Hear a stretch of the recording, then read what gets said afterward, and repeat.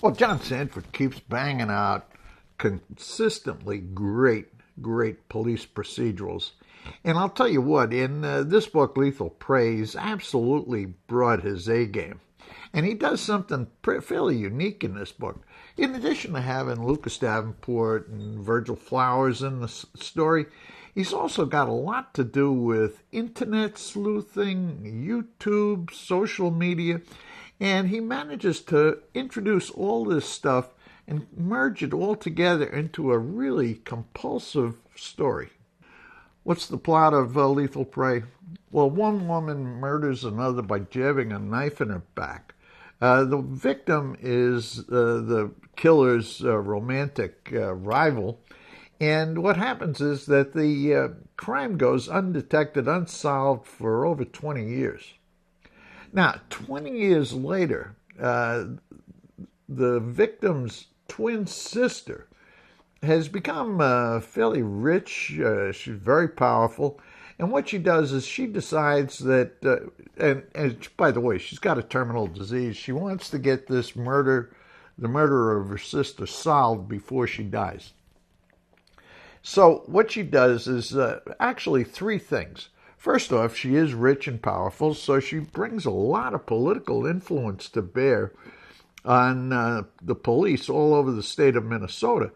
And, of course, that is what involves Lucas Davenport and Virgil Flowers in the case.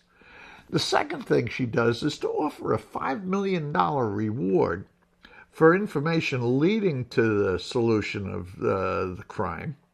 And then finally, what she does is she decides that she's going to crowdsource this thing by putting out all the information that is conceivably available about the murder, put it out there and let people on the internet who love working on crimes get on this and contribute to the police investigation.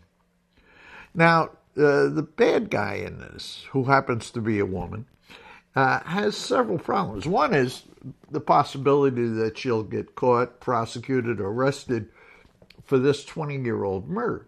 But the other problem she's got is that the solution of that murder could conceivably lead to the discovery of some other murders that she had previously committed over the years. That's the story. Now, when you look at the characters, the first bunch that you're going to pay attention to and, be very familiar with if you've read John Sandford at all are the main guys, Lucas Davenport and Virgil Flowers. They're getting on in years. I think Lucas is 60 in this book. Virgil Flowers is starting to think about moving out of law enforcement. He's up to his third novel. And you've also got a couple of other favorites, Jenkins and Shrake. They're in it. Not a lot, but they're in it. And, these are the characters that we've known for so long. They're like old friends.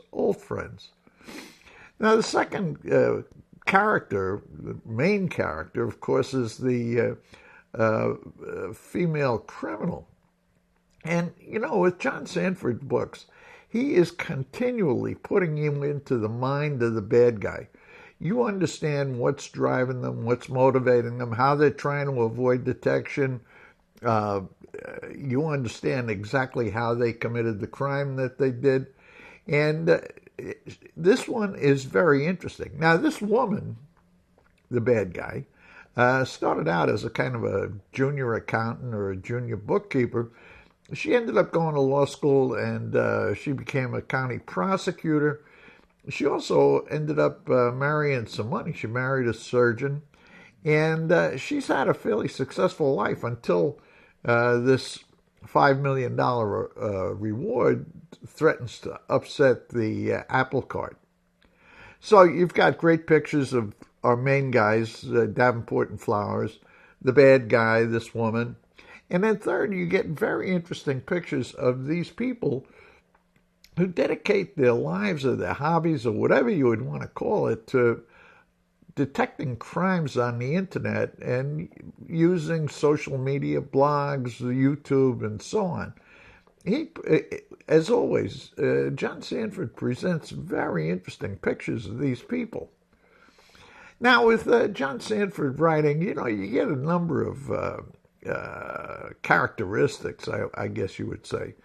One is, the stuff is always well paced.